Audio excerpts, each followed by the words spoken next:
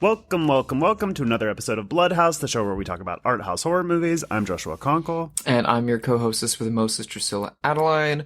And we are joined this week by a most special guest. We have artist and author Steak Mtn, aka Christopher Norris, with us, behind beautiful, brilliant art for almost all of your favorite punk albums, and Hunchback 88, and Combat Wounded Veteran, and so many beautiful Blu-ray releases for OCN and Vinegar Syndrome. What is up, Chris? How are you doing? Hello, everybody. How's it going? That's welcome. Me. I'm Thanks here. for being here. Yeah, I'm happy to be here. I love the podcast. I was so excited when I saw you guys started up that I just wanted to slightly force my way into eventually doing it. So, Of course. I think you DM'd me after the first episode came out and was like, "Can I be on?" And I was like, it was just "Whoa, okay, yeah, sure." Coming in hot. I'm usually not that forthright or excited about doing anything, and I was just like, "Nah, I really want to be part of this because I loved the vibe and I love the enthusiasm and everything." So I was just like, I got to be a part of it so I can run my mouth about something at some point. That's so sweet. How are you doing? What's going on with you? Have you watched anything cool lately? Or I'm good. New York is fucking hot. Yeah. In just a very particularly stupid way that New York gets hot. And it smells like fucking piss and garbage. Lovely. And, yeah, it's super exciting. So, but that's fine because you know what? Like, whatever. It doesn't matter because I can fucking walk to the movie theater and it doesn't, it's like there are advantages and disadvantages. I lived in New York for about 15 years. You're in Brooklyn, right? Yeah, I'm right on Bedford Avenue in Williamsburg. Oh, that's a great area. Yeah. So you're going to Nighthawk? Sometimes. Not my super, nothing against the institution of serving food while fucking watching a movie, but it's not my favorite business model because I always feel like the first 20 minutes and the last 40 minutes of a movie are the fucking most essential parts of a movie, and to have somebody just drop a burger on me and then my check, I don't want to fucking know that 40 minutes are left in the movie. Yeah. Where do you go then? Is it that new theater on Grand? Or that's not new anymore. It's probably like 10 years old now. The Williamsburg Theater. A lot of times, it's like, I'm not against it because we go to Alamo, but we hit a lot of AMCs, and obviously then I'm hitting like Film Forum and Metrograph and, wherever it takes me that makes the most sense for my wife and I. And so we just but it's, I don't know. I've gotten used to the Nighthawk and Alamo model. Mm-hmm. I just don't love it. All I need assigned seating. That's all I need. Oh, without a doubt. I can't fuck around with a multiplex where it's like Mad Max trying to get a seat. No, thank you. Yeah. I wish I got more time with Metrograph in New York. It was relatively new when I left, but I did get to see a few things there. I saw Belladonna of Sadness at Metrograph, Incredible. Which was really cool. Yeah, for sure. And that's one we should maybe do. Is it horror? I guess it's close. That would be a very interesting episode for us to do because I feel a very certain way about that movie, which I don't think you do. Based on everything you just said, I think we might have to do that because I don't like that movie.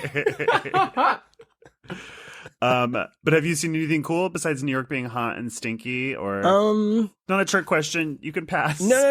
I always. Or have you seen anything particularly uncool? Or uncool? Something you hated? I fucking hated The Black Phone.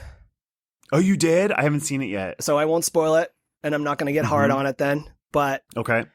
I hated it.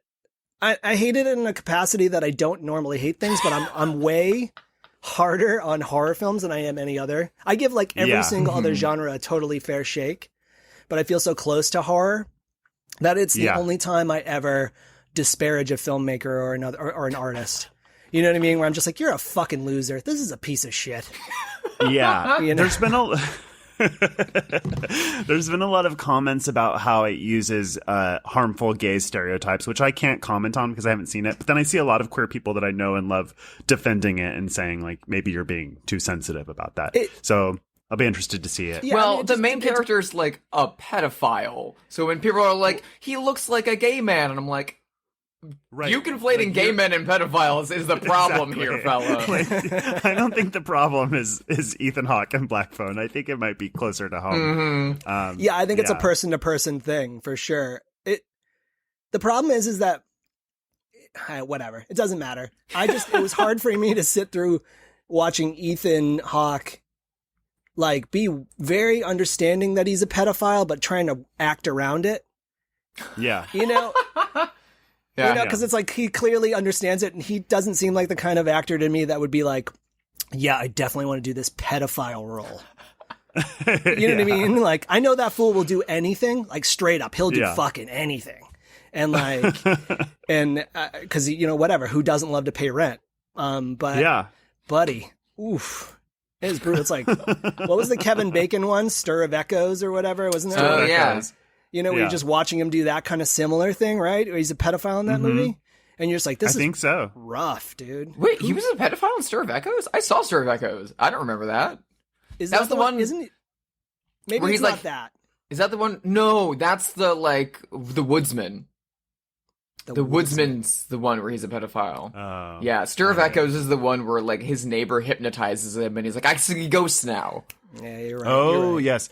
I feel like the Nightmare on Elm Street films were always, touched the pedophile stuff very lightly. Yeah, if I mean, at all. Yeah. Krueger is a straight up fucking like itty bitty titty toucher, dude. He's a fucking child molester.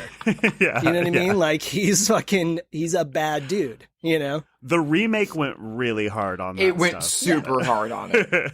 I remember seeing that in theaters at like a young age and being like, this is funky. You You didn't need this, guys. I just wish it would have been good. Yeah.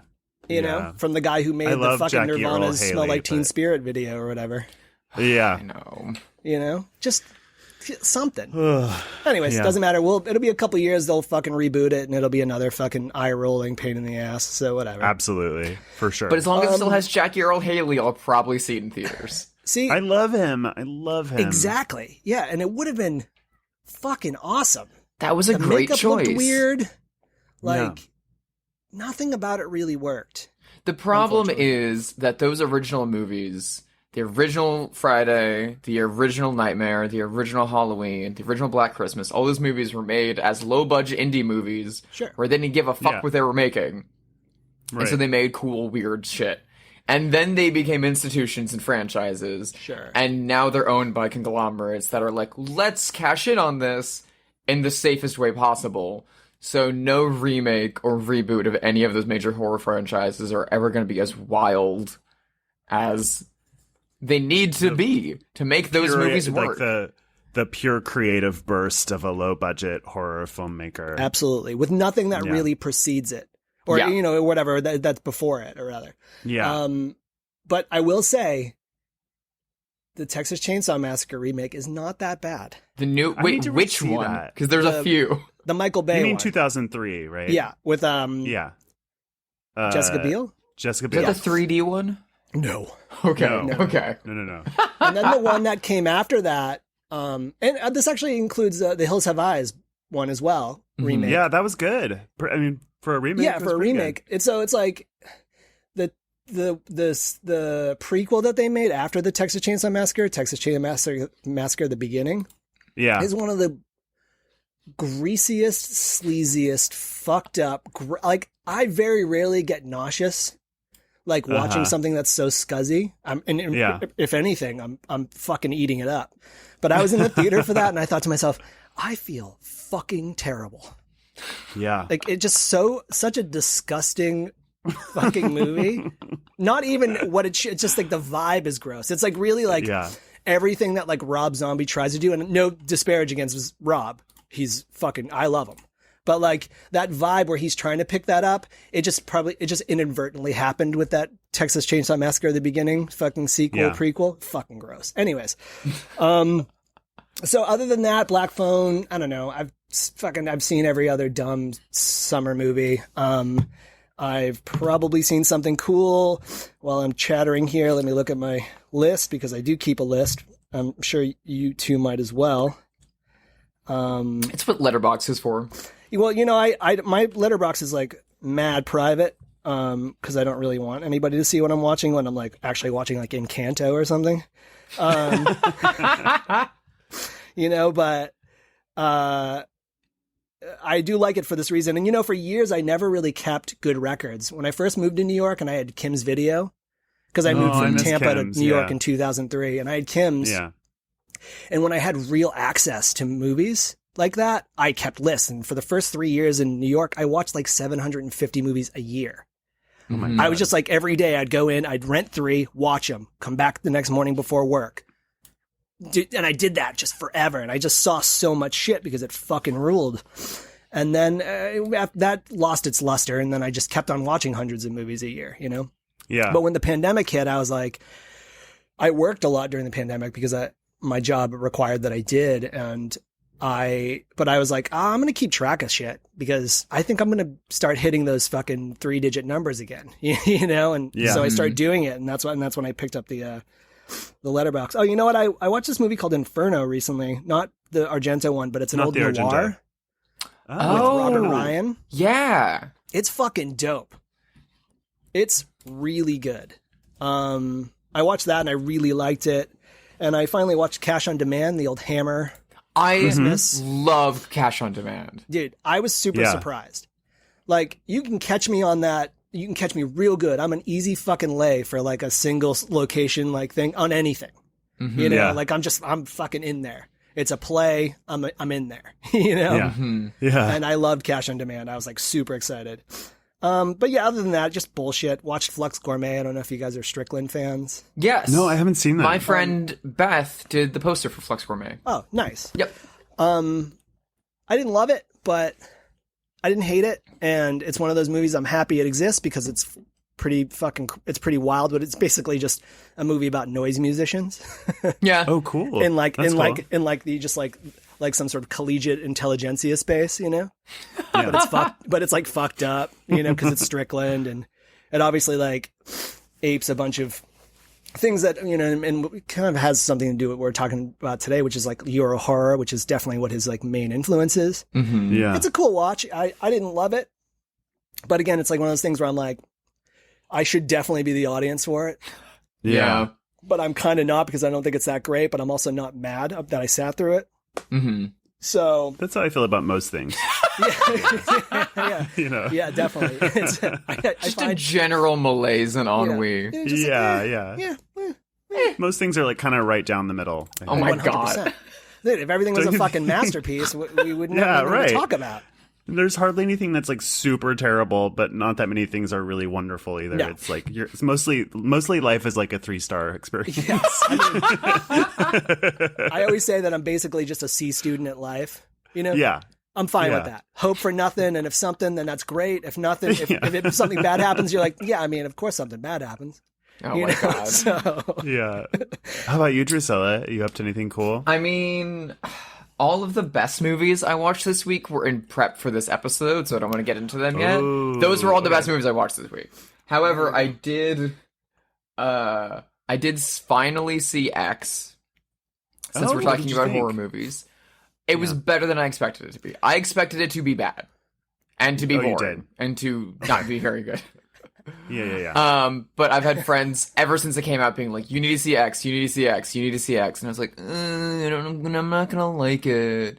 But it's like, it kind of works like a pop song or like good fast food where you're like, I know what I'm getting. It's gonna give Yeah. me exactly what I'm expecting, but it's just in harmony perfectly that it works. Yeah. When I left, I felt like, oh, that was pretty good. Like 3 stars liked it. Yeah. And now with some distance, I like it more. I think I was hoping for something more like House of the Devil, which I have to just be at peace with the idea that I'm never getting that. You're never getting that again. from Ty West, No, which no. is fine. I just have to move on. I just love House of the Devil so much. yeah. X plays really well on a second viewing, by the way. I think I need to watch it a second. Yeah. It was definitely, I saw it in the theater alone, and I came back and my wife was like, how was it? And I was like, because she really actually likes Ty West. And I was like, maybe, Yeah. yeah. And then we House- watched it at home and I was like, oh, I don't know. I picked up on a lot of things that you always pick up on a second viewing, which is like, Yeah, you yeah. know what? The rhythm in this is really nice and his framing is really nice. And I didn't pick up on that the first time because the first time I was thinking to myself, do we need another movie like this? Right. You know? And then the thing that always bothers me, and this is like rampant on all mainstream cinema that deals with adult film, Yep. it's just wrong. Yeah. Yeah. Like part of my Yeah. background, and maybe Drew, you know this, but I worked in pornography for a couple of years in San Francisco. Mm. And so, and my love of adult cinema as much as any other genre that I love and any other movie that I love. And so I don't know, being on the ground floor for that stuff and then seeing how it's represented in film, it was just another one of those things where I was like, yeah, this doesn't seem right to me either. Mm-hmm. You know, and then it just annoyed me how they shot it. You know, like pornography in that time wouldn't be like, yeah, here's a shot and then we're going to edit it. That fool would just move the camera. Yep. You know what I mean? Like, well, that's a thing that I always find interesting about these is that, and I guess it's like there might not be a way around this to make it visually attractive, but in these movies, when you're shooting a movie, when you watch the playback, it's already edited. Yeah. Oh, I hate it. And so it's like, how is this possible? But I guess most people don't know that maybe, or you're just willing to accept it because it makes the movie more visually stimulating. Absolutely. And the rhythm is there, and I understand. Yeah. And every single movie in which there are characters creating pornography, it's every single time, without fail, it's always, this is going to be different. We're making the art house porn film every single time. Right. As an excuse for like, oh, that's why it's like, that's why we can get away with this. And it's like, no, fuck off. Like, these guys would not be doing that. This is, like, that's a way to make that one Owen Campbell's character more, like, insufferable. Which I get. Awesome. Yeah, for sure. But those people do exist, by the way. They do exist. They do exist. Sure. Oh, no, I know plenty of them. Sure. Yeah. I trust. I'm like... Part of the reason why I avoided it was because I have a lot of friends who do work in porn who were like, it's awful. It's completely incorrect. So, like, I was like, yeah, there's no way Ty West and A24 are getting that right. No. Like, and that's fine. Yeah. But also, like, who cares? Yeah, it doesn't make it bad or good. Exactly. And that was like not my... That's, you know, I'm willing It's also to accept barely it. part of the movie. Yeah, it's definitely barely part of the movie. I don't know. It's just like those things, like, you know, if you feel like like some sort of kinship to things like that, or like if you see that movie fucking Green Room, and you're like, dude, there's no. I mean, I can suspend disbelief all day long. I watch Marvel movies, but like, there's just no fucking way that band's ending up at that club. Yep. Right. But they got to end up at that club to make the movie work, and that's so I'm totally fine with that. Yeah, it's fine. Yeah, you know what I mean? So that's what I felt with this. I was like, whatever, dude. I'm not going to nitpick over this thing, but it's just like, dumb. Oh, speaking of dumb and Marvel movies. Yeah. And horror filmmakers returning after a long absence. I watched, or I should correct, I tried to watch Sam Raimi's Doctor, let me get this title right so I put some respect on his name. Doctor Strange in Multiverse of Madness. Is that right? Yeah. You definitely need to put respect on that. Yeah. So I can lead in to say it was god-awful and I turned it off after 30 minutes. I love Sam, and so many people tried to get me to watch that based on his name and legacy, and I was like, I'm sorry, I really can't do it. I was bored. I was tired. Yeah. I'm working the office again, and I, like, drove an hour from Culver City back to Glendale, and I was like, I just need to put on a movie. I just need something dumb to check out, too. You never know. And I was like, you know what? It's Sam. Like, Bruce Campbell's gonna have a cameo. Like, inherently, maybe can spot the car from Evil Dead. Let's go have some dumb fun. Oh, it was one of the worst scripts. Oh, it's brutal, dude. God. It felt like turning on to the CW to a show that you haven't watched in 7 years and be like, let's see what the new episode of this CW Supernatural series kind of thing is. Totally. And it's just like, whoa, what? This is the worst dialogue in the world. What are these characters doing? This makes no goddamn sense. This is just like, it feels like a movie written by greeting cards. Mm-hmm. No, that's real. Yeah, that makes sense. Yeah, and so I turned it off after half an hour. I got a Bruce Campbell's cameo, which also, like, it's good to see the dude, but it felt really forced. Yeah. It's just a shame. You see, actually, and Grindhouse Releasing is on one of the cabs. That's cute. Really? Because like Morawski or whatever is probably editing the movie for Sam. That's like a normal thing, you know? So that shows up. So some of those weird things, it was nice to see. The problem is that whatever. The Marvel Cinematic Universe is like the greatest TV show ever made, you know? They're not movies. We all know they're not movies. Yeah. And like realistically speaking, at this point in time, they're 40% movie and 60% trailer for something else. Right. Where you'll get to that and you'll be like, okay, so I got 40% of a movie and 60% of the next thing. And, you know, it just keeps happening that way. So it was wildly bad. And I don't love Benedict Cumberbatch or whatever, but I do appreciate the cynicism of his performance. Because you can just tell he just doesn't want to fucking be there. I didn't even just buying a house. Yeah, exactly. And that's fucking, listen, you punked the system, you fucking worked it out. You could just be doing fucking Downton Abbey fucking episodes for the rest of your life, but you're not. All he has to do is show up on set, they do up his hair, they put him in a cape, and then he swirls his hands around, and then he walks off the set and collects like a multi-million-dollar paycheck. And it's incredible. Fuck yes, do that shit. And you know what? Good for you, sir. Yeah, exactly. Any of those fools, that are wildly undeserving, but like, that's cool. If you figured it out, fucking great. What the fuck do I know? I'm sitting in a fucking shoebox in Brooklyn. You know what I mean? Like, so do it. You do the thing. You maybe worked it out. The problem with the Marvel movies really is that, like, I can't believe a multi-billion-dollar company can't work out fucking hair pieces. Everybody's hair looks so fucking good. And hair changes in between fucking shots. You know? Yeah. You're like, dude, are you kidding me? His hair's different. Oh my God. Like, I love it just made me think of all the like social media prompts that are like, would you record a porn movie with so-and-so for $2 million or whatever? It's like, yeah, I would. Yeah. I would push my mom down a flight of stairs for $2 million. Like, dude, it's hard times out here. We're hustling. So like, there's very little that I wouldn't do for $2 million. No, I mean, like, what I wouldn't do is a short list, and I can't guarantee that there's anything on it. So for sure. What about you, Josh? I know you've been hard at work of late. Have you gotten time to watch anything in between your? I discovered a great new director for me, Ulrike Ottinger, whose collection is on Criterion now. Awesome. I had never heard of this woman, but she's a lesbian German filmmaker. And I watched the first part of her Berlin trilogy, which is called Ticket of No Return. And it's incredible. Yeah. And I'm so in love with it. And basically, it's about a woman who doesn't speak and is unnamed. Her name is she or her or something like that. And she goes to Berlin because she wants to drink herself to death. And she's a beautiful, young, rich, mute girl who's just partying all around Berlin. And it's a little bit like paintings from before the war, like Otto Dix and like all these German painters. It's a little bit like Fellini, a little John Waters. I felt some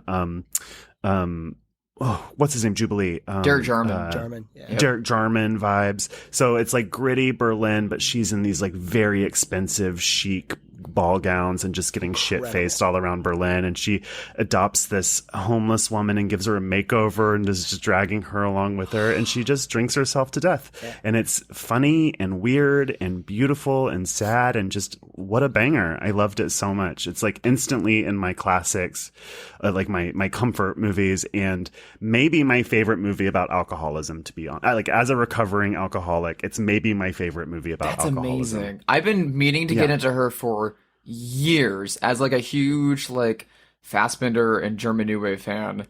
She's always been on my list, but it's been super hard to find copies of those films. Yeah. And so when they started showing up on the Criterion Channel in the past year, I've been like, oh, I should get to those. I promise you, they're very you, Drusilla. Very, or at least this one was. And Nina Hagen is in it. I never knew she was in any movies. Yeah. I mean, I've been obsessed with Nina Hagen since middle school. And really? Have you? I couldn't tell. I'm a big Nina Hagen fan, and I just loved it. So that's Ticket of No Return on Criterion currently. I'm so excited. Stuff. Freak Orlando's dope too. Freak Orlando's been the one at the top of my list for like that's 10 the years. Second one in this so-called Berlin trilogy, and so I'm watching that one next. Her most recent thing, the Paris Calligrams or whatever, which I think is actually on that list. It's more of a documentary of like a notebook about her youth, and like it's more about her, and it's really good too. It's more like a, all right, I've watched 2 movies today. I'm a little fried. I'm just going to put this on. It's Sunday afternoon. You know what I mean? Like, the Criterion Channel has like a trailer for the collection, and it seemed like there's a lot of like movies that she makes later that are made in Asia. And I don't know what the context of that is, but it seems like there's at least one movie that has like an all Asian cast and looks like Mongolia or something, some sort of like rural Asian setting. And so I'm curious about that. Yeah, I didn't watch the trailer. I don't think I'm familiar with that one, but yeah, it looked like it was 90s or later, maybe like more. Oh, yeah. Taiga from 92? Yeah, maybe that could be it. Yeah, that's it. Anyway, shall we get into the movie of the day? Yes, because we just burned through so many minutes of just getting to know each other, stuff that I love. You know? No, this is all par for the fucking course. No, it's good. I'm fucking whatever. I got all day. We could do this for hours. Today, we are watching a movie that our guest brought us. This is a French lesbian vampire movie from 1975, directed by Jean Rollin. It is Lips of Blood.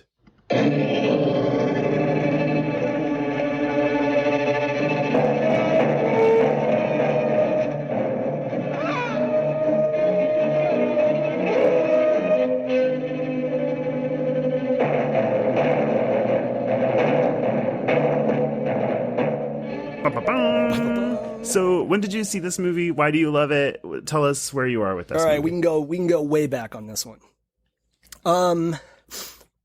So I would say sometime in the 90s, there was a company called Video Search of Miami. And if you were a horror kid who loved Fangoria or Gorezone or any of that stuff, but wanted more, and if as a punk kid, I always wanted more, right? So you find out about the Ramones, and then you're like, where's Dr. No? Where's the other? You know what I mean? Where's like, you dig deeper if you're a kid who dug deeper, and I always wanted to know more past whatever it was. And so a kid I grew up with named Ponch, who I was in bands with, we were inseparable and we loved horror movies. When we were 13 or 14, we started getting horror fanzines and things like that, blah, blah, blah. Reading like the between the line stuff in Fangoria, like Tim Lucas, who went on to do Video Watchdog. He had an article in Gorezone, which was an offshoot of Fangoria. Yeah. And it's like one of those guys who gave great representation to smart people who like dumb things, which is like my whole bit, Yeah. I think that's all of us to some extent. Yeah. That's the theme of the show. Yeah. No, smart people who like dumb things. Or in my case, dumb people who like smart things. No. But Lucas was a huge influence on me as a kid because I hated other horror fans. Just like meatheads who were like, Still, fucking gore, dude, fucking tits and gore, it's fucking, be like, really? And I always felt like I was not better or smarter, but I just had a different take on it. It hit me differently, Yeah. And so, I don't think it was in Gorezone or Fangoria, but I think it was in Video Watchdog, actually. Eventually, he brought up Jean Rollin. And I don't know, I started following that thing. So Video Search in Miami was a place where you could get bootlegs. It was kind of like the premier bootleg spot. You're like, that's where I first saw like a tape of Hausu or whatever, the Japanese crazy horror movie, where it was like a 9th generation dub of some fucking, crappy, tape that they had that they did fan subs on. They had all that shit. They were like the premier spot. And they had imported C-cam tapes, which is like beta or VHS, of all these Rollin films. And I don't know, we just started picking them up. And we were like, it wasn't anything like I'd ever seen. Yeah. And they were miserable copies, slightly sped up. You know what I mean? You're just watching some fucking junk. And then I just started following that line and trying to figure out where we could get better copies. And then obviously once that cult started growing with Tim Lucas writing about it, and maybe even Steve Brissett or whatever, you started seeing more and more people get excited about it. And then Mark Morris and Pete Toombs in the UK. Pete Toombs wrote this book called Immoral Tales, which I brought, for reference, just in case I needed to reference anything. Yeah, I remember that book. It's like these, as it grew, we got better copies. So I originally saw Lips of Blood probably sometime in the 90s. And then I saw all of them. And then sometime when Image started putting out DVDs of them, in like the maybe like late 90s, early 2000s. And I caught it there again. And out of all the movies that he's made and all those themes that he kind of hits, my favorite of his is Lips of Blood, because I don't need a story to be fully realized. I don't need a movie to be fully realized. But if you're looking for like the greatest example of somebody's career especially if they're a thematic filmmaker who just keep hitting the same fucking beats over and over again. Mm-hmm. Yeah. Lips of Blood is the greatest example of what Rollin could do, to me. And it's interesting that we brought up porn already, because he also worked under various pseudonyms in adult film. And I think I read on the wiki for this movie that they forced him to also make a hardcore version of this at the same time that was called like Suke Ma Vampire, Suck which means Me Suck Me Vampire. Which I have a copy that I'm going to send you a link of. So you. Ooh, I would please. love to see I meant to see do it that. before, but we didn't communicate. I was going to maybe send it before, and then I was like, I'll hook it up. That's my bad. I've been filming and then traveling and which all good. No worries. Yeah. You're gonna see it, and it's I will see it probably tonight. It's something. So, No, go ahead. Sorry. No, please. He did. Michel Gentile was his name when he had to make pornography. But for actually Suck Me Vampire, which is super literal. That's the movie. Is this? It was like Michel Grand or something like that. He changed his name, like he needed another porn pseudonym for this. Yeah, for some fucking reason. He does an incredible job of tying the footage together. Actually, I was like, oh wow. And I'd seen it a couple years ago, but I gave it like not a full watch because it is what it is. You know what I mean? So it's like, so I was just like, how does he tie it all together? He does a great job actually of being like, oh, I'm going to put porno here. I'm going to put porno here. And then he films a couple inserts with, what's his name? The actor's name is who plays Frederic? Jean-Louis Philippe or whatever. Mm-hmm. That works, but I don't think it's him. I think it's a cock double. Oh yeah. Okay.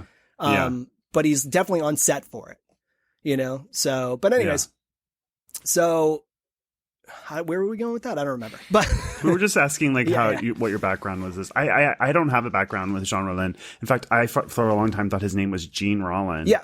I knew about him academically. Like I was aware that he was somebody who made all of these like kind of semi-erotic vampire movies, and that's it. I saw Fascination like a month ago, maybe. Awesome. And then this. Yeah. So that's my whole education on him. But I loved this movie. Yeah. I really loved it. It's great. And he's different from his peers, and that I think that's why once I started getting past the Friday the 13th and the Halloweens and everything else, like Euro horror has always been a huge part of influential on me, on all the art I've made with Rollin, and also Jess Franco, who is a Spanish film.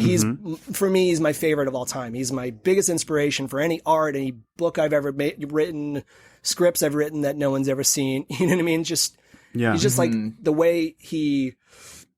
And I'm actually been writing. There's a new book coming out that's like very inspired by like how him and his team would used to just like go to a hotel, they'd do the thing, and then they'd leave without paying, and usually they'd leave things behind, Sometimes it'd be like a suitcase of scripts or, you know what I mean? Just stuff like that.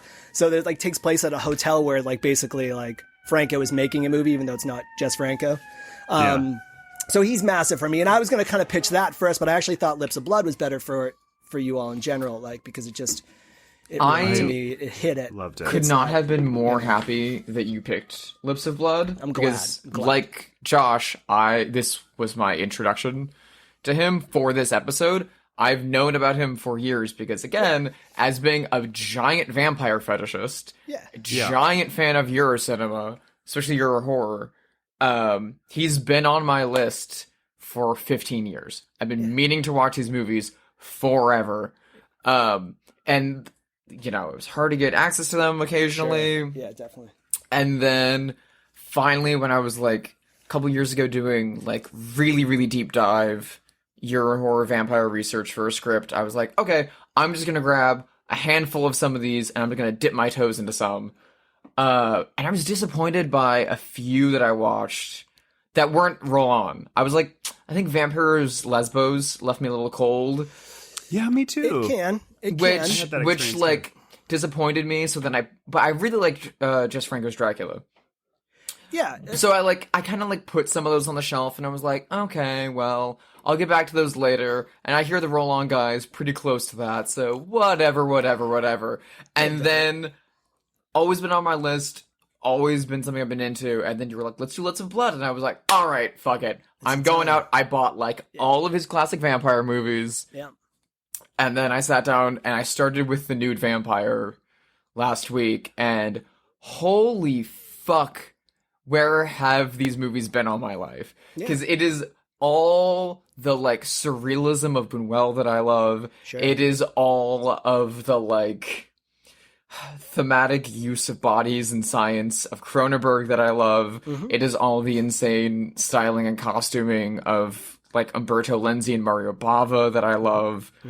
And they're, like, wildly tender and sweet and progressive for being sleazy lesbian vampire movies, which I was not expecting. I'm so accustomed to the genre being, you know, about the man who must kill the vampires, but in between, let's watch some lesbian vampire seduction or sex.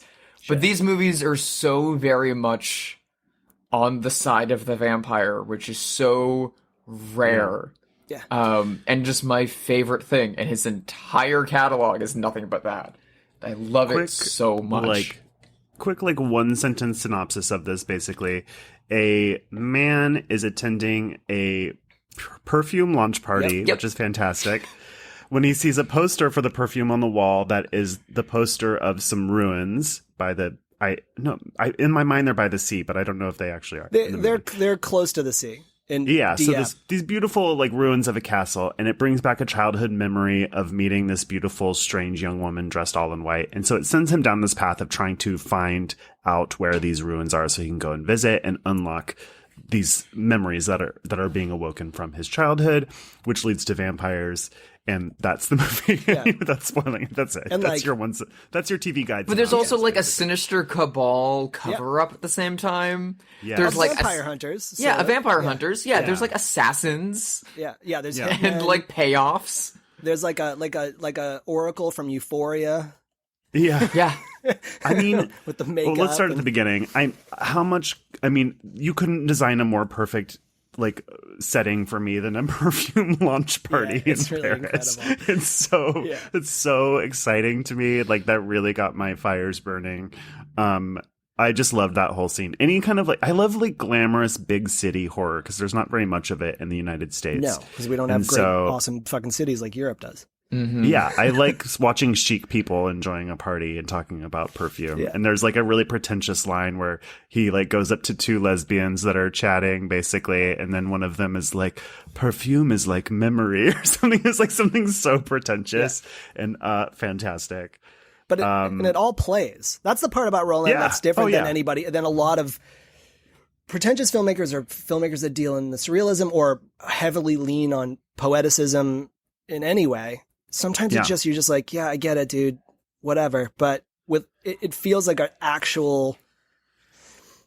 feels like his actual paintbrush rather than something he wants to do. It's something that he is, you know, and that's like a hard thing to find in any art, you know? Yeah. That closeness. There's all sorts of touches of this movie too that are like kind of goofy by accident, so you get in it's a good movie, like earnestly good and beautiful, but there's these like really lurid elements because they're like quasi, pornographic. So there's like a photo shoot where a woman is just naked and she starts kind of masturbating for no reason. Definitely. So you get these sort of like trashy, exploitative things like that. Then you have the goofy elements, like the vampire's teeth are always stick out, and so they're like sort of buck tooth. And it all to your point, it just all plays. It all. But feels even the great. like trashier sexual elements just feel tender and like sweet. They do. Yeah, absolutely. Yeah, they do. And like, really, no, go ahead. I was just saying they never feel exploitative in any instance. Granted, I haven't seen Suck Me Vampire yet.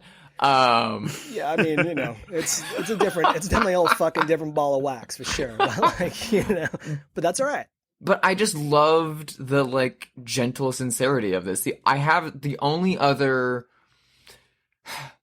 Euro horror vampire film from this era that I've seen with any kind of tenderness to this was the Spanish film Count Dracula's Great Love. Yeah, which is Nashy thing. Oh my god, it's great. It's just starring now. She didn't direct it, but it is so sweet and gentle and tender. And I was like, no other vampire movies from this era are like this. And then I watched all of these and I was like, oh no, these. Yeah.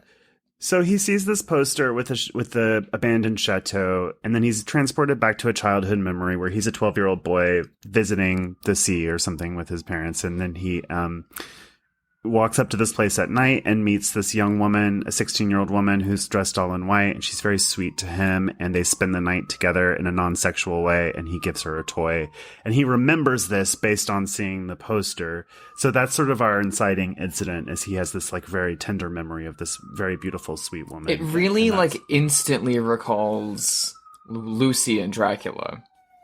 Yes. The vampiric lady in white calling children into cemeteries. Yeah. Yeah. And then she kind of saves him because she sends him away as the sun is rising, which is a plot point later. But she says, your mother is worried about you, and sends him away. His father is dead. That becomes important later. And yeah, he starts trying to figure out where this memory came from, where these ruins are. And then he finds the photographer who shot it, who's like a very sexy woman photographer, goes to this photo shoot. And she says to him, I can't tell you where it is because I'm being paid a lot of money by people to keep it covered up, which is interesting and is never like really fully explained. But to your point, there's like some sort of cabal or, I don't know, vampire hunters or something of people who are trying to keep this quiet. I find it so interesting how Rollin approaches a lot of his vampire movies because from plot and like narrative perspective, most vampire movies are their own genre of like a vampire comes to town. People start dropping dead. Someone is connected to the vampire and someone's hunting them and they team up together and take down the vampire. No Rollin movie is ever like that. Every single one is kind of set up as a mystery. Yeah. And they're structured more closely to the like Krimi films in Germany or the Giallo films in Italy of like, especially Lips of Blood has a very like Argento inciting incident of like someone sees a work of art that strikes something inside themselves that forces them to start obsessively hunting down a mystery that will lead to a wake of dead bodies. And I'm obsessed with that. I love a mystery, and I love that, like, he meets the photographer, and she's like, meet me at the aquarium at midnight. And the first thing he does is sleep with her, and then go to a movie theater to go watch a Jean Rollin film. Yeah, it's awesome. This is something that I love so it's awesome. much. It makes me, I could have a nosebleed. Yeah, right he now. walks I love past this so much. a theater with the poster for the nude vampire. Anytime you get to see like a movie marquee inside of a movie, especially if it's like old Times Square in the 80s, you get to see what's playing. Dude. But this is even better than that because a character in a Jean Rollin movie goes to see another Jean Rollin movie. And that is like, mwah, chef's kiss to me. Meanwhile, he's retained so many of the same actresses playing similar parts. Like the twins... Yeah, the Castell twins. The Castell twins are amazing. And they're also the twins in The Nude Vampire. And they're also the twins in Shiver the Vampires. Yeah. And his mother, the actress who plays his mother, was like Jean Rollin's like editor and script girl and like intense collaborator. And she played this like matriarchal old woman vampire in a lot of his films. And I'm pretty sure that's her apartment that she lives in. Yeah. In the beginning? Yeah, or like when he goes to visit her and she's like, cluttered. Yeah, that cluttered small studio. I the think that's perfume party apartment was the producer's apartment. Nice. Both the of one these who sets, insisted that they shoot the porn version, that was his apartment. Yeah, of course. Both of these sets, by the way, are so great. Like the perfume launch party in the beginning, I noticed some great art. So like there's a shot where behind him, there's a giant plastic red business suit. But like it's art. It's hard to describe, but it's just like a man's shirt and tie, but it's all red and plastic. Yeah. And then behind her in that shot is a giant green plastic grapes. Yeah. It's so weird. Yeah. And then her apartment, I noticed when he goes to visit his mom and you're in her apartment, there's like a whole line of weird spooky Barbie dolls or something on the wall. It's awesome. Really cool. There's a lot of good use of like creepy dolls in this. The crypt that we eventually get to is just cluttered with all of these like dolls and figures. But Donald Duck comic books. Yup. Yeah. Paper mache busts of religious figures. Yeah.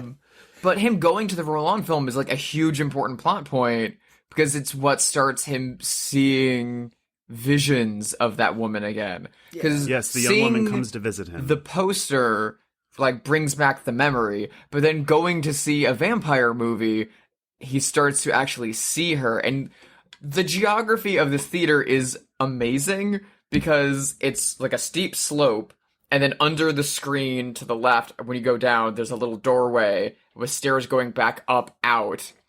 Yeah. So it's this nice little like V, and she's standing in that doorway, this nice little white figure, and he And she follows. starts beckoning. Yeah, he starts following her. The idea of being me- seduced by a vampire in a movie theater while watching a vampire movie. It's so hot. It reminds me of that wonder. It's totally very different, but it reminds me of that wonderful scene in Messiah of Evil at the movie theater. Aesthetically, it kind of, a lot of the shots Yeah, kind of for look sure. like that to me. I need to see that. Oh, we'll get on Oh, it. we have to do it on the show. You would love We'll do it Yeah, on the it's show. great. That's That's why a part of the fucking- that's a reason. Shoe-in for the show. It's part of the reason Yeah, why I've that's been a good waiting to one. watch it, because it was on your initial list that we made, and I was like, okay, I'll That's wait. why I haven't seen Teton yet, too, because I just like, we'll do it on the show. So this ghost is like, oh, not ghost, whatever it is. It's the woman in white. She's beckoning to him. So he starts following her around Paris. And that's when he accidentally unearths these 4 sexy lady vampires. 5, right? 4. 4? Okay. 4. Yeah. She's the yeah. She like leads him to the cemetery in Paris where there's like bats, the cutest bats in the world, So flopping cute. around in coffins. I watched this with my boyfriend in bed before he fell asleep last night, and he was at the start. He's like, "I wonder how much of this movie is going to be vampires walking." And I was like, All "I of bet it. you a Oh, lot." buddy. All of I'm gonna it. tell Which you. I'm fine with. Yeah. I'm fine with. I mean, Just they're all mobbing wearing around Paris, dude. Yeah, they're all wearing different colored like shifts, like Yep. silk shifts that are completely see-through, and they're naked underneath. So you get a lot of like body yaddy yaddy. You get more nude vampires in this than in the nude vampire. The nude vampire, for sure. And Yeah. just freezing actresses. Yes. You can just tell it they looks are really fucking cold. ice cold. You can Put tell. them in a drink. They're fucking freezing. You can tell because they're very rigid Yes. Like, under those dresses. It's very easy to tell. this is what making art is like? Fuck. Yeah, it is often. I mean, I will admit, I don't know if I understand the subplot about the cabal about hiding this location, because there is at some point like a man with a gun who seems to be some sort of spy. He goes to the aquarium, at which point he finds the woman who invited them. They're dead. And then there's also a woman who's pretending to be the woman in white 20 years later. And so that whole subplot, I was like, I don't know what this is. I don't really understand it. There's It's like okay that I there's don't like understand multiple it, but- as he's like investigating this, there's multiple levels of people trying to stop him. So the first one is a woman coming to him and being like, "Oh, I'm the woman you met. Follow me. I'll take you to where you want to go." And she locks him in an abandoned tenement block. And every single time something like this happens, he's saved by the Castell twins. Yeah. So he gets locked in a tenement block by this random woman who is like a witch or some shit.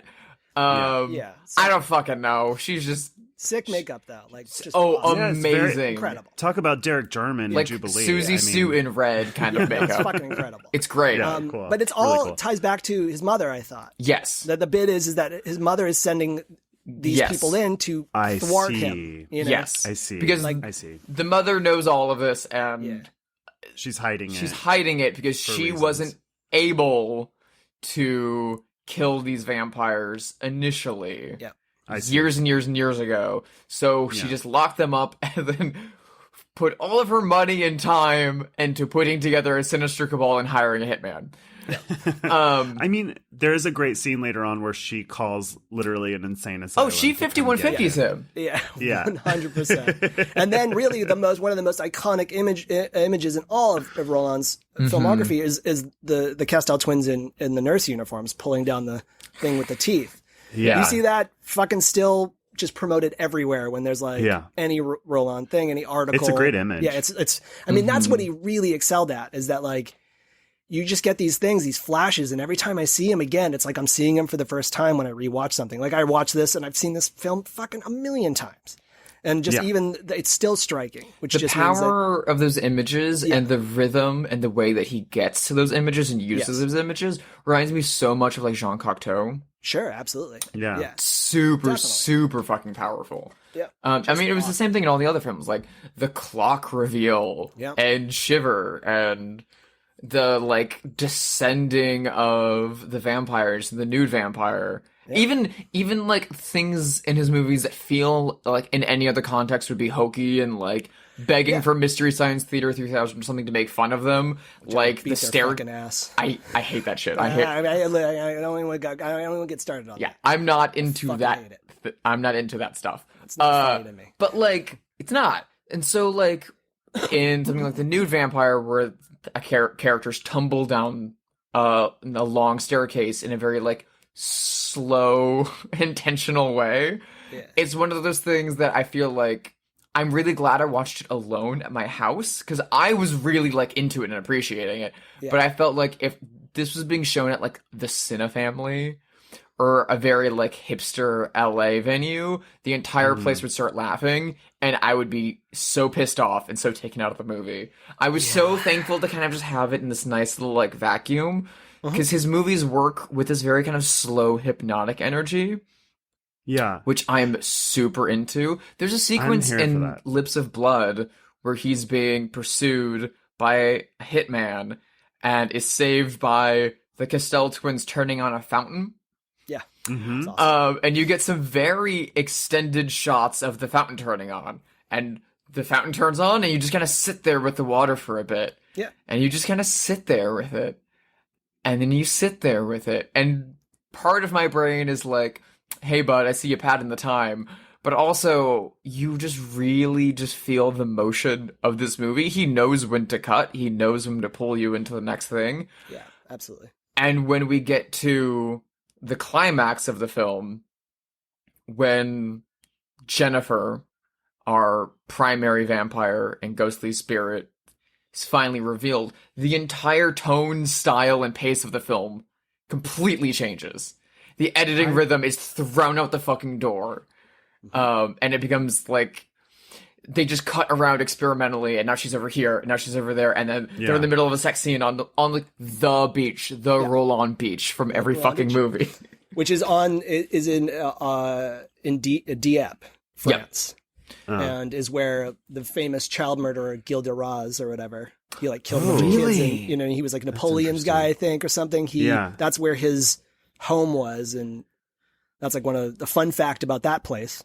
Is that also a crazy child murderer hung out there.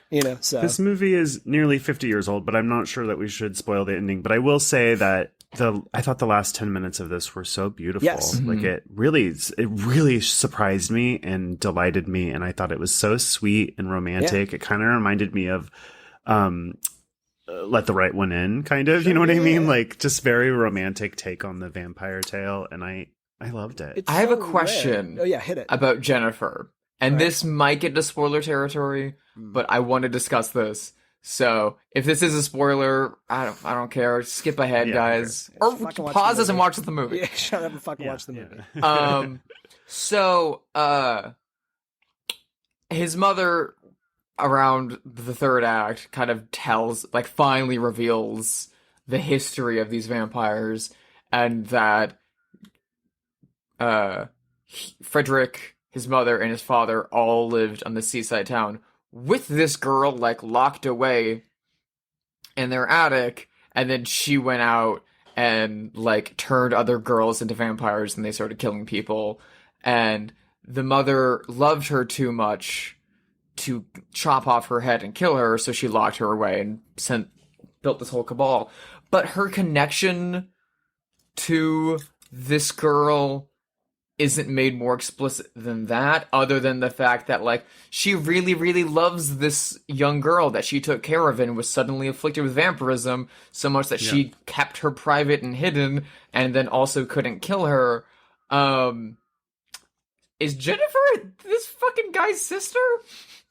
I wondered that too. I mean, that's the only way I read it while watching it, which cool, but fine, sure, whatever. That, that's not a problem. I'm just no. I mean, listen, the French love incest. The French love incest. They also fucking love it. They is also part of the culture. love insisting how many times at the end of this movie that Jennifer was immortal at 16. She got stuck at 16, and I'm like, she is jailbait. This actress And is he's not in his 30s. Yeah, and he's now in his 30s, and they fell in love when he was 12. Yeah. Yeah. It's a whole fucking problem. It's okay. I mean, what are you going to do about it? Again, it's What are you a gonna do about 50-year-old it? movie. Yeah. You know what you're gonna do about it? You're gonna get naked, you're gonna get together in a Gonna coffin, celebrate. and you're gonna sail out into the middle of the ocean together to seduce sailors. And that's what I fucking love- it rules. This movie rules because it rules. It's romantic in a capacity that a lot of Euro horror and even a lot of Jean Rollin movies aren't. Mhm. And it Yeah. makes you feel, it connects to you like you watch any fucking Lenzi movie, Argento, fucking Fulci, Franco, fucking Laraz, any of these fools who made fucking the benchmarks of Euro horror. And nobody's out there like with some sick romance. You know what I No. mean? There's not a lot of emotional connection. You're just there for the thrills and then the aesthetics. Yeah. Mhm. My favorite Euro like lesbian vampire movie is Daughters of Darkness, Yeah, which is like fucking in great. my top 10 favorite Yep. movies of all time. Without a doubt. It's And fucking whenever awesome. I don't know a lot of the other movies in this sort of space. And so whenever I watch one like Vampires Lesbos, it never kind of comes close. And this is the first one in a long time that I was like, oh, this is up there with Daughters of Darkness. Like this is really beautiful. Without a and doubt. cool. I mean, something like Vampiros Lesbos, though, and this goes with a lot of Franco's filmography. And somebody there's a quote about Franco's filmography because he made over 200 movies. You know, is that like, maybe it was Tim Lucas who originally said it's like you've never seen a Franco film until you've seen them all. Yeah. And so when you that's watch something like interesting. Vampiros Lesbos, you're like, Yeah. so what the fuck is the big deal? But if you see 30 Franco movies, you're like, Yeah. oh, this fucking makes sense because they're all pieces of movies. There's not a fucking full movie in his fucking filmography.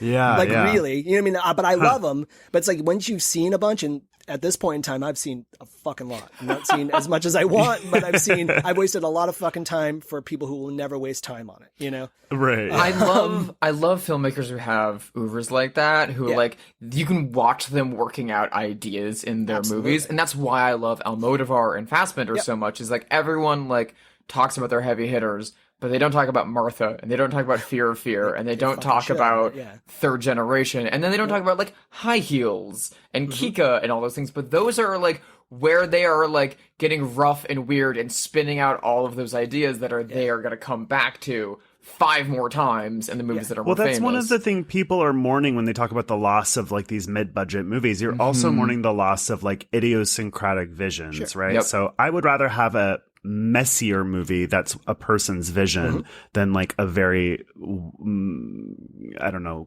quote unquote, well-built, sort of more polished final product, but that's by like a studio and 100 different people For sure. putting their stamp on it. That's So definitely what I meant by Flux when I was talking about Flux Gourmet. You're just kind of like, yeah. this is cool because it's like at least it's got fucking ideas. Yeah. Yeah. I know Strickland is always going to give that. Yeah. Like, yeah. Even directors, I mean, I'm not like a big, I personally, I'm not a Gregoraki fan, right? But like, if I were to pick up a script that didn't have a name on it and start reading it, I would know that it's Gregoraki's script, and that's good. Yeah. But that's how I've been feeling about dipping into Rolland's films, and I kind of knew this would happen, is that like, every single time you watch another one, you wouldn't go back and watch the one that you saw before it, because you're going to get it more now. Yeah. And so I've watched, a small handful now. I started with The Nude Vampire, and the more I watch, the more I understand The Nude Vampire, and the more I understand the other ones. And so now I want to go watch Requiem and Fascination, and then go back and watch the other ones. And it just kind of turning into a loop. Yeah. I found a list that I'll put in the show notes. Maybe it was Jean Rollin films ranked, so maybe I'll go through that. That's interesting. what I did with my Bergman project, so maybe I'll do that here too. Okay, well, since you and I are the noobs, let's give the audience, Chris, let's give them, like, what are your, like, top 3 intro to Jean Rollin films? So, Because I feel like 3 is an easy number. no, 3 is a Yeah. super easy number. And realistically speaking, like, you cut right into his early career and you go kind of in a row. I don't think you do Nude Vampire, and you definitely don't do Rape of the Vampire, which are the first 2. Okay. They're great, but I feel like you're like, okay, I'm going to take these, I'm going to put You want them him to at- hit his stride. Yeah, before you- I'm going to hit 6 and 7. But by the time he hits Shiver of the Vampires and Requiem whatever, for a vampire, of the vampire. I can't believe I can't remember that right now. Yeah. Requiem for a Vampire. Thank you so much. It's one of those ones where you're like, I know I can see it in my mind, but why can't I actually think of it?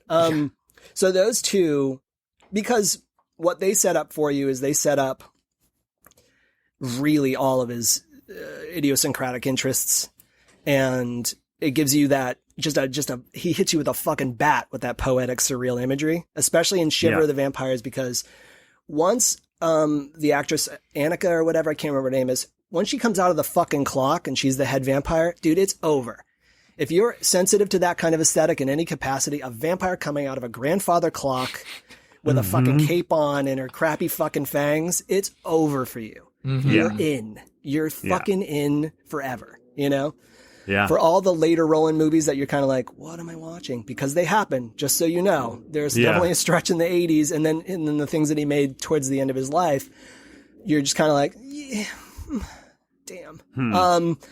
He comes back to a lot of stuff, especially like at the end, but I think a lot of it's kind of like fan service, you know, by the time he's at the end of his life, because there was a renewed interest in him in the 90s and the 2000s, and people were like, I want more movies from you. And he was like, okay, I guess I'm going to roll out Natalie Perry, and I'm going to roll out some vampires, and I'm going to write a book. He's got a book, Two Orphan Vampires, that became a movie, you know, so, but if you do Shiver of the Vampires and Requiem for the Vampire, right?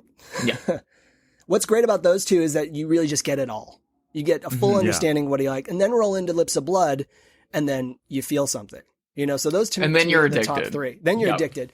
And then from there, he made something, I think it's after Lips, called The Iron Rose, the Rose de Fer or whatever. And that is just the most hangout of all fucking hangout movies. Oh, I love that. I heard that one described as his best film by so many people, and I've been like, but that's not a vampire movie. What?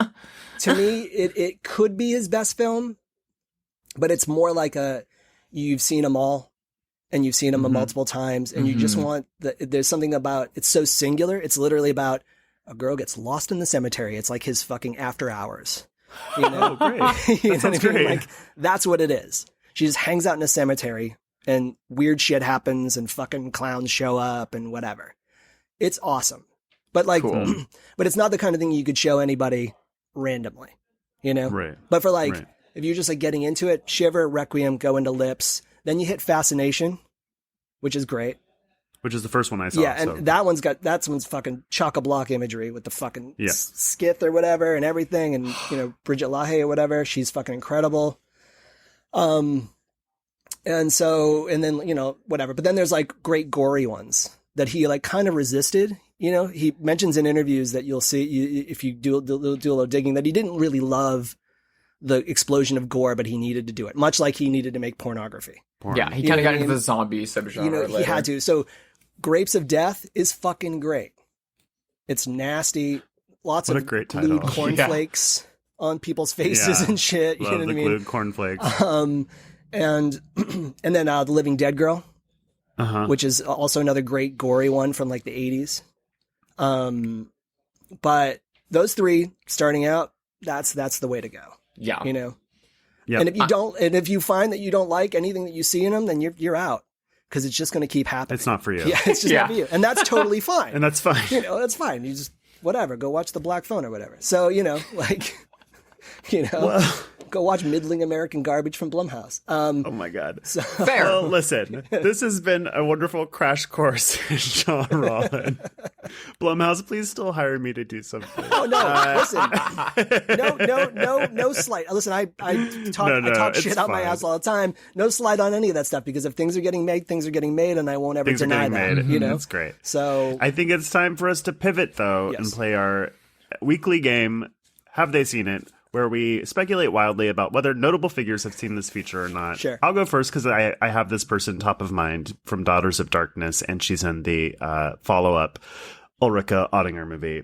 I want to know if you think Euro starlet Delphine Seyrig has seen Lips of Blood. I love her so fucking much. I'm Me too. gonna go out on a limb and say yeah, because her co-star from like all the Benwell films that she's in, Yeah. fuck is his name, is in a bunch of Jean Rollin films. the tall guy with the little head. Yeah, the tall guy with the little head. Yeah. That could be any French person. I know, but he's very specific. I'm just joking. Yeah, he's in like all of the French Manuel films. What is he, like a pinhead or something? His name is Bernard Mousson. Okay. So spell that, you know. Oh no, I'm not talking about him. I'm talking about this guy. I'm not talking about him. Bernard Mousson was in Belle de Jour, Discouraged from the Bourgeoisie, Phantom of Liberty, and Dario Argento, and like Qui était-vous par les Magou, and like tons of movies with Delphine Seyrig. I feel like she at the very least was like, okay, I'll see one of these new vampire movies you're in, got into it, and probably saw Lips of Blood. I buy that. I would think so too, absolutely, because Rollin wasn't really celebrated, you know, but shit played, you know, and Paris is not that big of a city, you know, and so like I believe that maybe she didn't see this, but maybe she saw one of the others. Well, see, I could go either way, because I know that part of Daughters of Darkness and getting her to do it was that, like, it was the argument to her that her presence could elevate this from the other, you know, sort of trashy lesbian vampire movies. Sure. So I could believe either way. But it's an interesting question. It's an interesting hypothetical to, like, imagine her in that movie theater that we just saw in Lips of Blood, like watching which is movies. Called the Brady, and the Brady was actually the spot where it was the big horror theater. Ooh, it's still there, but it doesn't show the same shit, and it's been remodeled. Yeah, right. Sure. Sort of like the cinematic Grand Guignol. Yeah, basically. I mean the Midi Minuit Fantastique, the magazine that's like very famous in France for covering this stuff. It's kind of like the, you know, Cahiers or whatever for horror people. Mm-hmm. Yeah. Was definitely like didn't operate out of it, but definitely had that scene involved, and you know what I mean. And they would write about things that would play there and things like that. So that's this is called the Brady or La Brady. That's cool. Yeah, cool. That's interesting. Well, who's got one for me? I've got one. Okay. As we have discussed, Rollin's filmography really had like a revival in the 90s with Redemption, restoring his films and bringing them back to the US. And as we know, there is at least one famous, beloved 90s actress who has a thing for vampires and starred in one of the most famous vampire movies of the 90s, which Jean Rollin famously hated. So, do you think Winona Ryder saw Lips of Blood? I was hoping you were going to say that. Love of my life. And if she did, Ryder. is she into it? I think yes. I think she would have been really into it when she saw it in the 90s. I don't think that she's like revisiting it now. I feel like maybe middle-aged Winona Ryder is like not about that sexy vampire stuff. Do you think middle-aged Winona Ryder's not into Lips of Blood as much, or she's more into Fascination now? She's more into the Iron Rose now? Or is she just not into it at all? I feel like she's not into the whole thing. I don't know why. I feel like she is into like non-genre Euro art films now. I would think that if she saw it and then somebody showed it to her today, she wouldn't remember that she saw it. That's what I Yes. think. Yeah. Agreed. And then she'd be like, oh, this is pretty interesting, but it's not where I'm at when I want to sit down and watch a movie. Mm-hmm. Yeah. You know what I mean? Because like, I'm sure the 90s and the 2000s were a strong blur for old Winona. It was a real fast forward fucking button, you know? I do think that she's into like foreign films and cool films. Sure, you know? she I think is. She's into And she's into Almodovar and Francois Ozon, and like, she's cool famously stuff, into genre film. but... Is she? Yeah. That's something I didn't know. Yeah. I love her. I just recently discovered that her boyfriend of many years is, no surprise, exceptionally hot. And is a French fashion designer. What's his and name? The two of them, a couple, could not be more beautiful than they are. What designer I can't is it? remember his name.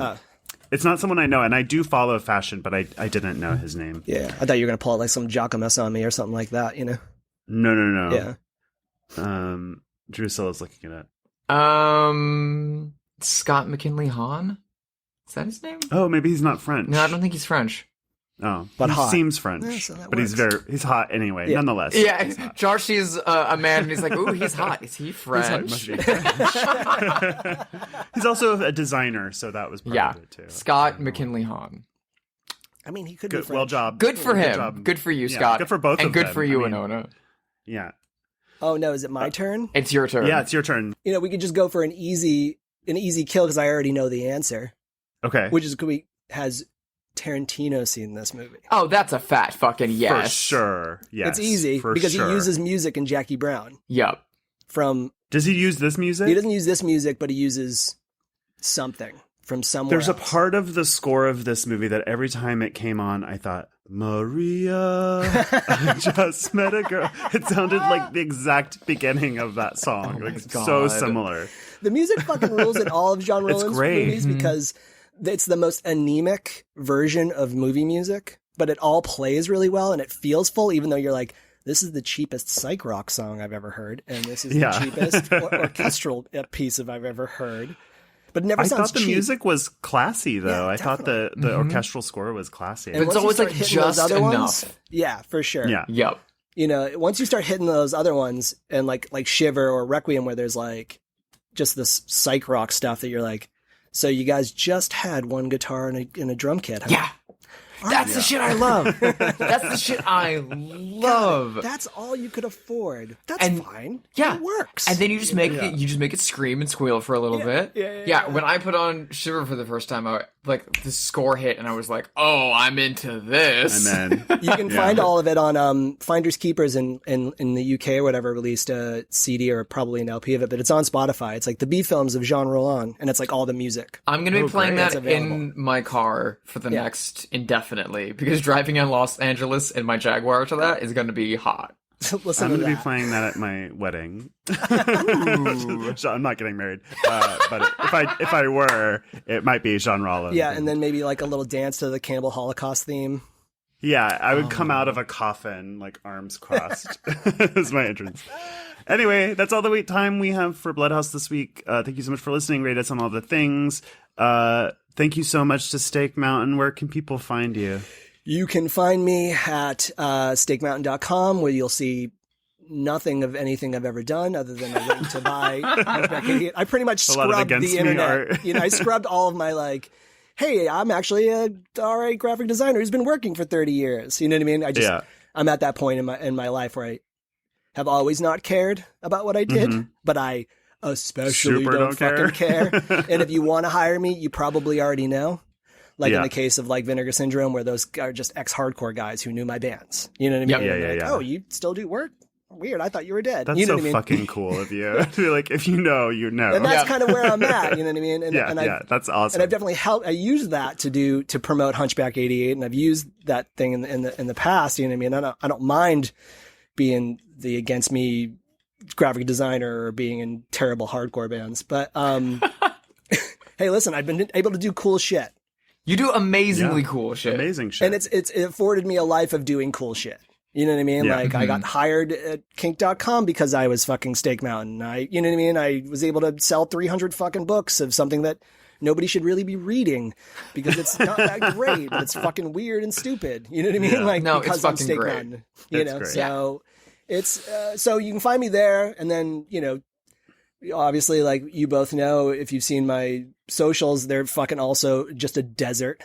So, but at Steak Mountain, and that's MTN, not full spelt out Mountain. You can find me there, and that's probably it. That's it, actually. We love to see it. Don't follow him. He doesn't care. No, I couldn't give a fuck. I'm excited when cool people do, but also, whatever. Unfollow me. I have more respect for that. Yeah. Drusilla, how about you? Where can people find you? I mean, please follow me. And all of my art is on my website. The opposite. Don't front, Yeah. Drusilla.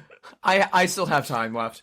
I'm at the other end. I'm 45. It's fucking all downhill from here. I got 20 more years of this shit. You can In find 20 years, we'll all be fighting each other for water in the streets. So we won't be here in Don't get 20 too years. It's cocky. It fine. doesn't matter, so. Yeah. You can find all my art over at sisterhidedesign.com. And I'm on Instagram at Hide Sister, and I'm on Letterboxd if you give a shit. Josh, what about you? Twitter, Instagram, and Letterboxd at Joshua Conkle, and you can follow the show on all the socials, Bloodhouse Pod. You can email us at bloodhousepod@gmail.com.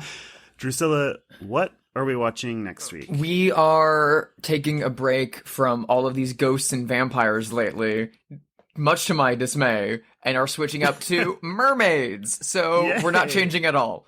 With the Polish queer neon musical The Lure.